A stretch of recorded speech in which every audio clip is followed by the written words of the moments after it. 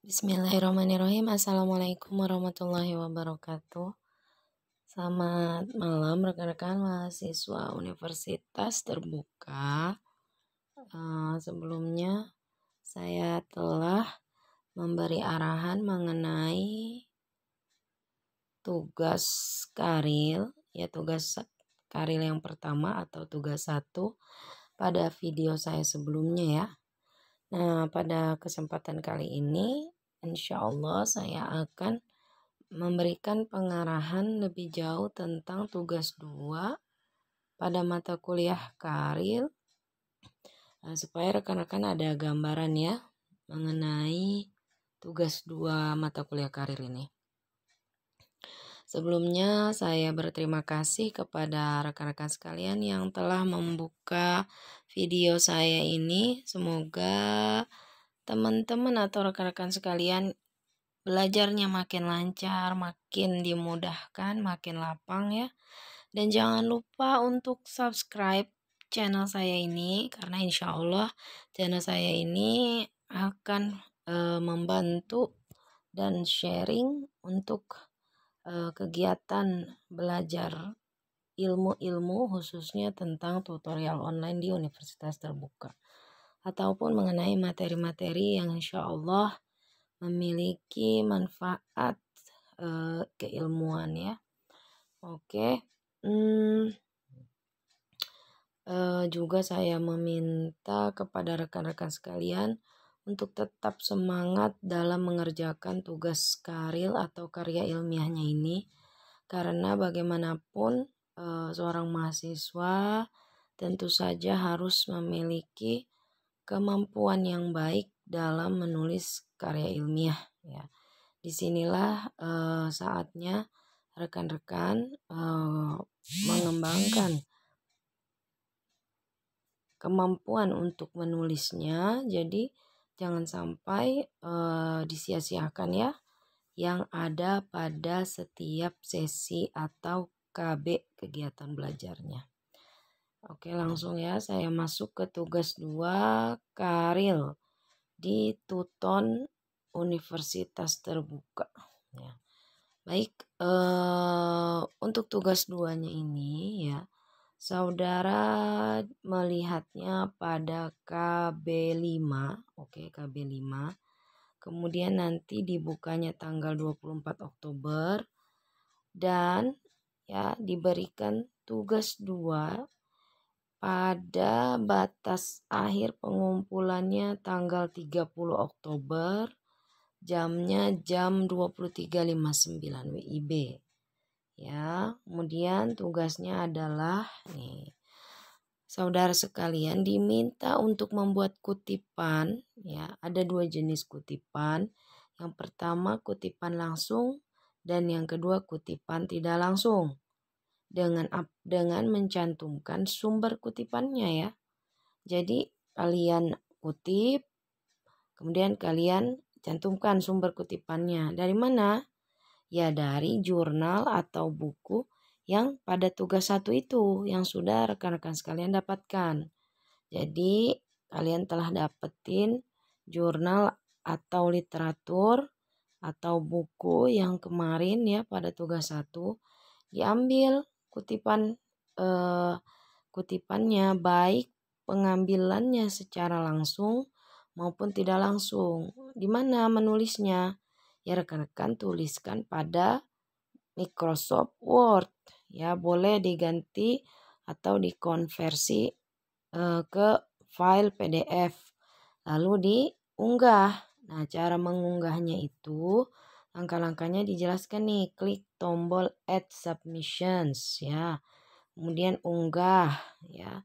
Ada tombol Add, ada tombol Files, kemudian dimasukkan ya, dan seterusnya. Itu bisa kalian lihat di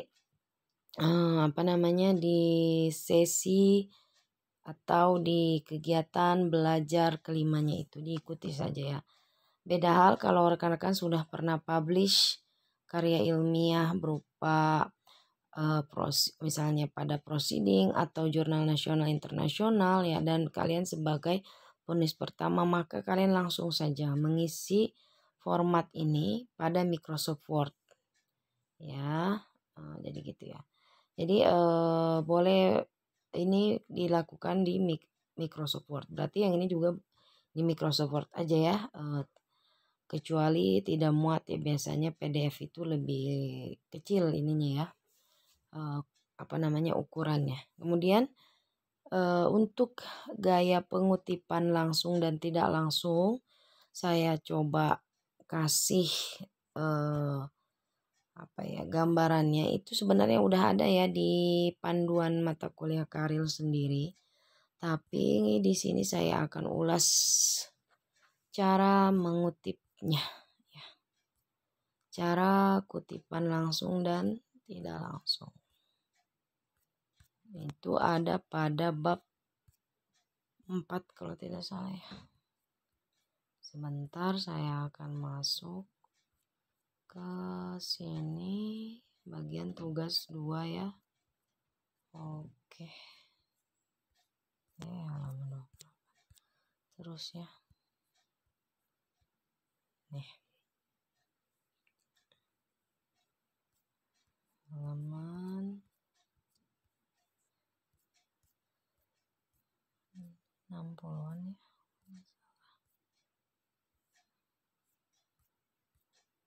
60-an deh.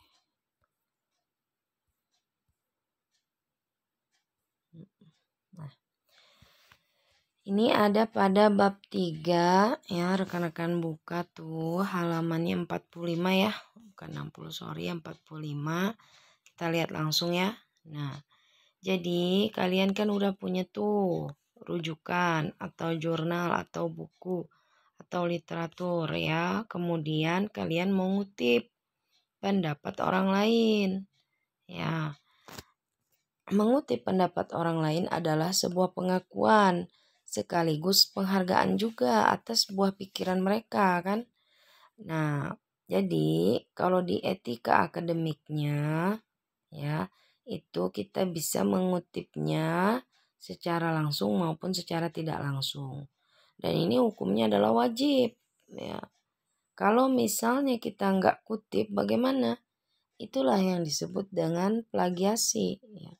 Jadi salah satu tindak plagiasi adalah kita kutip pernyataan orang tetapi kita tidak menuliskan nama dia. Berarti kan kita tidak menghargai dia atau menganggap itu adalah hasil pemikiran kita sendiri. Padahal itu adalah sebuah tindakan plagiasi atau istilahnya kopas gitu ya, nggak boleh. Nah, yang pertama caranya adalah pengutipan langsung. Nah, berarti kalau yang namanya langsung berarti kita menuliskan kembali isi kutipannya ya sesuai dengan teks aslinya ya. Pengutipan langsung ini ditulis dengan menyebutkan pertama namanya dulu, nama si penulisnya, kemudian tahun terbitnya, baru halamannya ya, dan menggunakan 2 tanda kutip jika mengambil langsung satu kalimat dengan menuliskan sumbernya. Nah, ini penjelasan ini ya nanti ada pada contoh kalimat kutipannya. Nah, kalimat kutipannya ini ada 2 lagi. Yang langsung ini ada 2. Ada yang langsung pendek dan ada yang langsung panjang. Kalau rekan-rekan mengutip yang pendek, yang langsung pendek, nah itu adalah kalimat yang dikutip kurang atau sama dengan hanya 40 kata. Ya. Jadi kutipan pendek ini ditulisnya dalam teks dengan memberi tanda petik di awal dan di akhir, serta disebutkan tahun terbit dan nomor halaman. Ya, ini kan pendek nih. Misalnya nih, ya, nama penulis disebutkan tidak sebagai bagian dari narasi. Ya, dia menyatakan, kutip 2, students often had difficulty using apa style. Ya. Buka koma, kutip 2 lagi. Nah ini adalah kutipan langsungnya yang ada pada tanda kutip 2 ini. Ya. Kemudian buka kurung, tadi kan dikasih tahu ya. Diikuti dengan, nah yang pertama apa tadi? Nama penulis, ya nama penulisnya siapa sih? Jones ya. Koma, ya jadi apa namanya pemisahnya itu koma. Kemudian setelah nama penulis, ya setelah nama penulis, ya habis itu, sorry saya ini kesini lagi ya. Nah setelah nama penulis tahun 1998, koma lagi pemisahnya P.199 page halaman 199 tutup kurung koma. Tetapi dia tidak menjelaskan lebih jauh alasannya. Ini kan kutipan pendek ya. Karena kata-katanya hanya 1, 2, 3, 4, 5, 6, 7 kata. Kurang dari 40 kata. Berarti ini adalah kutipan langsung yang pendek. Nah ya, jadi dituliskannya itu kalau yang pendek langsung kasih tanda petik di awal dan di akhir. Ya, disebutkan tahun terbit dan nomor halaman yang dikutip. Kemudian ya, dia menyatakan kutipan panjang lebih dari 40 kata atau lebih disebut block quotations dan diketik pada baris baru. Buka kurung namanya koma et al. Titik P titik 1717 ya. Tutup kurung koma tetapi ditulis 5 spasi dari margin kiri. Buka kurung pada posisi yang sama sebagai paragraf baru tutup kurung titik. Ya. Jadi ini adalah contoh yang pendek ya, kurang dari 40 kata. Nah, yang selanjutnya 2, nama penulis disebutkan sebagai bagian dari narasi. Nah, kalau tadi kan nama penulisnya itu ada di dalam kurung ya. Berarti nama penulisnya tidak dinarasikan. Nah, kalau yang kedua nama penulisnya di dalam narasi di dalam narasi penulisan kita ya. Berarti ada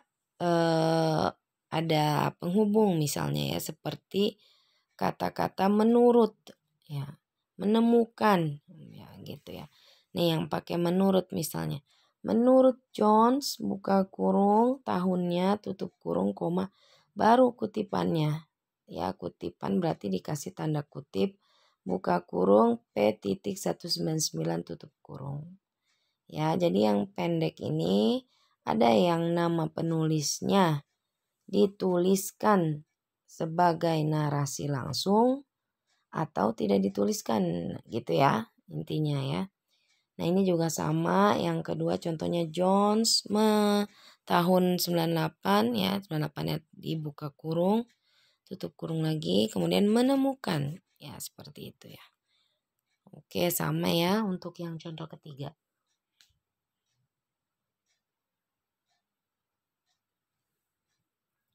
Oke, kemudian kalau yang panjang, nah kalau yang panjang ya pastinya lebih dari 40 kata. Nah, kalau yang panjang ini cara nulisnya adalah ditulis dalam paragraf yang tersendiri. Jaraknya 6 karakter dari tepi kiri dan tetap dalam jarak 1,5 spasinya seperti teks ya. Artinya spasinya disetting 1,5 seperti teks yang lainnya. Ya. Nah, kemudian kita melihat nih. 1. Nama penulis tidak disebutkan sebagai bagian narasi. Ya. Yang kedua, pengutipan sebagai bagian dari narasi. Yang ketiga, pengutipan tidak sebagai bagian narasi. Ya. Jadi nanti kalian lihat nih untuk yang panjang ada 3 model. Yang pertama, yang nama penulisnya tidak di dalam narasi. Berarti kutipan panjangnya itu dibentuk dalam paragraf ya, misalnya nama penulis tidak disebutkan sebagai bagian dari narasi dan seterusnya ya, bla bla bla bla bla bla. Ya, dia titik terus kalimat baru titik, kalimat baru titik. Nah, setelah dia ngomong buka kurung Listi Arini, et al titik koma lagi 2017 koma lagi P.17. Jadi di luar dari narasinya setelah semua kutipan itu dibuat dalam bentuk paragraf. Ya. Atau dalam kondisi tertentu penulis acap kesulitan memperoleh sumber kutipan yang dikutip oleh dari buku atau referensi aslinya. Nah, kutipan diperoleh dari buku lain atau sumber berikutnya. Jika mengutip dari sumber yang mengutip atau secondary source, maka nih nama penulis asli dicantumkan pada kalimat dan nama penulis yang mengutip dicantumkan pada akhir kalimat kutipan. Gitu ya. Kemudian, nah ini yang kedua, pengutipan sebagai bagian dari narasi. Berarti ada kata hubung sebelumnya ya, supaya nama penulis itu seolah-olah masuk kalimat gitu. Misalnya nih, sebagaimana dipostulatkan oleh Wallace ya, Wallace. Nah, berarti kan ada kata-kata sebagaimana dipostulatkan itu untuk memasukkan penulis ya ke dalam kalimat itu. Wallace buka kurung seperti dikutip dalam Barkin, 1992 tutup kurung koma baru kutipannya ya. Ada tanda kutip 2 sampai selesai buka kurung page-nya ditulis lagi 478 tutup kurung titik. Nah, kemudian yang ketiga, pengutipan tidak sebagai bagian dari narasi. Berarti misalnya nih, pakar menyatakan bahwa baru kutipannya. Setelah selesai baru buka kurung Wallace 1972 dan seterusnya. Ya. Oke. Jadi ini adalah cara mengutip yang langsung. Kalau yang tidak langsung nih, ini lebih panjang lagi nanti. Nih ya, kita pelan-pelannya biar paham. Kalau yang tidak langsung ya, itu mengutip ide atau konsep orang lainnya itu pakai kata-kata kita sendiri ya, atau si kata-kata penulisnya, disebutnya itu parafrase. Jadi apa itu parafrase? Ya, kita mengutip ide atau konsep dari orang lain. Nah, ini ada tata caranya nih. Yang pertama misalnya pakai kata ganti atau sinonimnya. Yang kedua mengubah bentuk kelas katanya. Yang ketiga strukturnya. Yang keempat, yang ketiga itu misalnya yang kalimatnya kompleks kita ubah jadi kalimat yang lebih sederhana. Kemudian yang keempat menggunakan beberapa teknik parafrase sekaligus. Yang kelima menggunakan referensi seperti kamus sinonim bahasa Indonesia. Ya. Oke, ini misalnya nih contoh teknik parafrase yang menggunakan sinonim. Teks aslinya itu ada kata-kata yang dicetak tebal flu tuh ya. Diganti dengan parafrase penyakit ini gitu ya. Kemudian ubah bentuk kelas kata, misalnya nih WHO dianggap gagal, diganti WHO dianggap mengalami kegagalan. Jadi diubah bentuk kelasnya, kelas katanya. Kemudian yang ketiga struktur kalimatnya, misalnya nih Indonesia strip ekonomi terbesar di Asia Tenggara strip, diganti parafrasenya strukturnya jadi bacaan yang lebih enak misalnya. Perekonomian Indonesia, langsung ditambahin kata-kata perekonomian ya, jadi di depan. Merupakan yang terbesar di Asia Tenggara. Kan dua-duanya ini maknanya sama ya. Cuma kita membuat parafrase dari teks asli yang ada strip-strip itu ya, jadi struktur kalimatnya berubah. Kemudian dipenggal yang selanjutnya yang kompleks menjadi beberapa kalimat memang, tapi yang lebih sederhana. Misalnya, Indonesia adalah negara yang memiliki potensi ekonomi yang tinggi yang mulai diperlihatkan dunia internasional. Dipenggal, Indonesia adalah negara yang memiliki potensi ekonomi yang tinggi, titik koma, ini kan pemenggalan nih. Potensi tersebut, jadi diulangin kata potensinya. Mulai diperhatikan dunia internasional baru, titik. Kemudian gunakan beberapa teknik parafrasa sekaligus. Misalnya nih, meskipun pemerintah Indonesia ingin mengurangi ketergantungan tradisional pada ekspor komoditas mentah dan meningkatkan peran industri manufaktur, itu adalah jalan yang sulit. Ini kan untuk membacanya itu lumayan panjang ya napas kita. Nah, tapi diubah sama kita ya menjadi parafrase yang sebelah paling kanan. Menjadi pemerintah Indonesia ingin mengurangi ketergantungan tradisional pada ekspor komoditas mentah dan meningkatkan peran industri manufaktur, titik. Namun, jadi dikasih itu ya. Nah, pengutipan tidak langsung dituliskan dalam kalimat atau teks dengan mencantumkan nama, tahun, tanpa menuliskan halaman karya yang dikutip. Ya. Jadi misalnya satu, nama penulis disebutkan sebagai bagian dari narasi. Krisnawati tahunnya, ya nggak ada page-nya, ya begitu ya.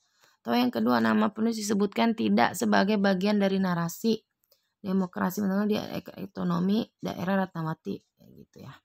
Itu adalah cara menulis kutipan. Oke, semoga tugasnya bisa dimengerti ya. Jika ada pertanyaan silahkan langsung saja message lewat sistem e-learning atau pada grup WhatsApp yang sudah saya sediakan ya. Begitu ya. Semoga bisa dipahami tentang kutipan langsung dan kutipan tidak langsung. Intinya adalah pada penambahan page-nya ya. Itu tadi ya. Jadi tidak terlalu sulit menurut saya. Yang penting kalian memilih saja apakah mau menggunakan kutipan langsung atau kutipan yang tidak langsung, disesuaikan saja. Yang penting jangan tidak mencantumkan nama pengarangnya atau yang mempunyai teks tersebut karena itu adalah tindak plagiasi. Oke, terima kasih. Assalamualaikum warahmatullahi wabarakatuh.